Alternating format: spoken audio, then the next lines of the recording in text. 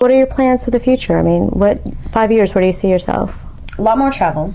I want to see the world. I'm 26 now. I have a couple more years to just go crazy with traveling. I'm single and don't have kids, don't have pets. I have plants. I was talking to Waygee about that. I have plants. One of them died on one of my trips, so I'm definitely not going to get a pet. Right. Yeah, it's hard. Yeah. It's hard. Travel's right now. And in the future, maybe set up something in a home base, get up a home base. Right. I'd love to have a dance team. Like, there's so many ideas I have for choreographies, and regular classes, but I don't have the time to commit to any group of people. Right. So, when did you know that you wanted to make salsa your life? Mainly it was because of my travel schedule. Like, once I started getting more international trips, I couldn't really do the 9 to 5. Right. I wasn't around to do the 9 to 5. And salsa, it's not a rich man's lifestyle for everybody, but if you manage your money well, it's like with anything. You could be making $100,000 and not have enough money to buy water. No. Yeah, as long as your debt doesn't exceed your... Exactly. Yeah. What do you see your legacy as being? Like, it's 40 years in the future. What do you want your legacy to be? Jeez, I don't know. Legacy.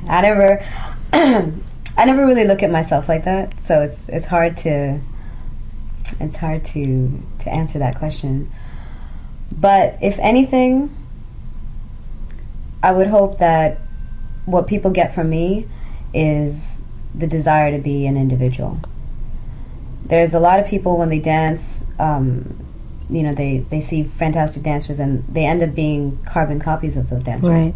And for me, when someone takes a class with me, even if it's like Magna style or Magna's movement class or whatever, my emphasis is always knowing yourself.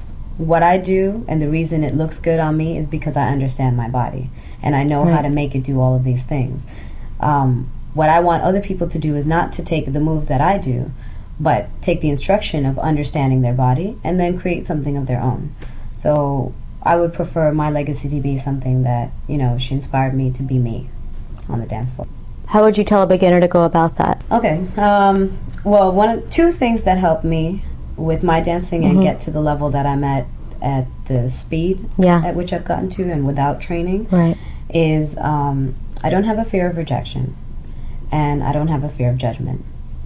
And those two things help greatly when you're starting something that is foreign to your body, Fear of rejection is important for leaders and followers because, there will be people that turn you down. To this day, people turn me down. I know it sounds unbelievable. It does. It happens. People do. But I don't look at it as, oh my God, I'm a horrible person or I'm a horrible dancer. I'm just like, okay, this is not the moment. Right. And I walk away. I don't take it personally. And then fear of judgment, or the lack thereof, is what allows me to do the creative things that I do because I don't care what people think. Some people might look at something I do and say, oh, that looks really silly. And someone else might be like, wow, that was really musical. I really like that. Either or, thank you, but it doesn't change what I'm going to do.